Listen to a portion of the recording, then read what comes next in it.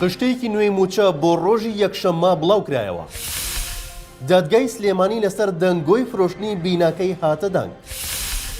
لە سنووری هەولێر هاوڵاتیان بە چەک ڕوبەڕووی زێرەڤانی و پۆلیس بوونەوە. سڵاوتان نەبێت لە شارپرێسەوە هەواڵی ڕۆژتان پێشکەشەکەم. وەزارەتی دارایی و ئابووری حکوومەتی هەرێمی کوردستان خشتێکی نوێی موچەی بۆ ڕۆژی یەکشەممە بڵاو کردەوە.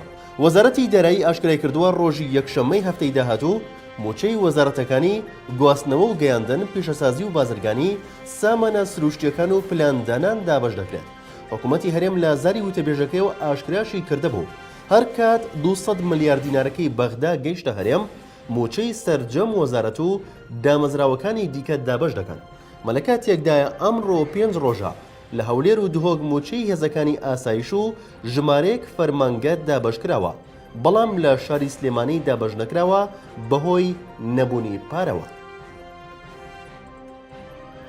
دوای ئەوەی کادرێکی یەکێتی نیشتیمانی کوردستان ڕایگەیاند بینای دادگای نوێی سلێمانی فرۆشراوە و دەکرێت بە باڵەخانەوە شوێنی نیشتەجێبوون، سەرۆکایەتی دادگای سلێمانی هاتە دەنگ و پەیامێکی بڵاو کردەوە.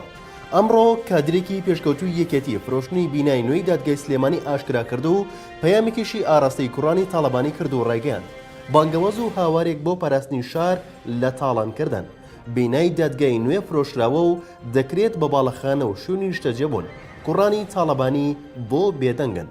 ئەو کادرە پێشکەوتووی یەکێتی نووسیوێتی بەپێی ئەو زانیاریانی پێم گەیشتووە باڵەخانەی دادگا نوێەکەی سلێمانی فرۆشراوە و دراوە بە کۆمپانیایە، لە بەرامبەردا کۆمپانیاکەش بینایەکی دیکە بۆ دادگا دروست دەکات و ئێستا ئەو بینە تازەیە لە قۆناغی دیزاینکردندایە و زۆر بچووکترە لەوەی ئێستا.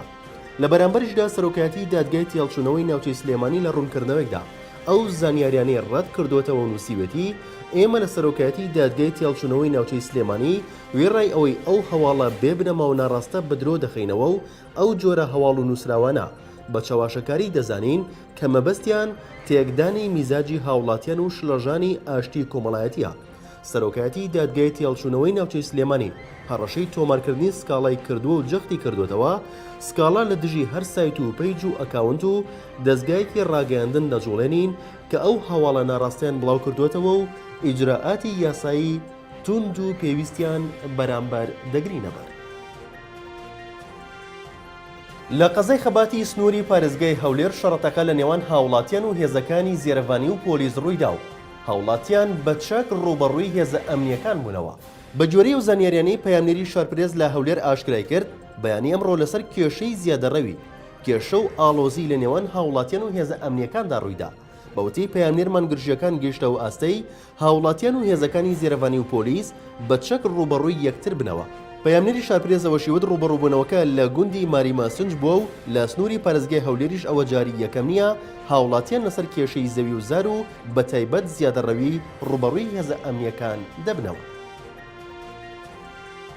یاریدەدەری سەرۆکی حکوومەتی هەرێمی کوردستان ڕایدەگەیەنێت لە ناوخۆدا کێشە هەیە بۆ دابەشکردنی موچە و ناکرێت بەم هەموو داهاتەوە موچەی وەزارەتەکان دوا بکەوێت.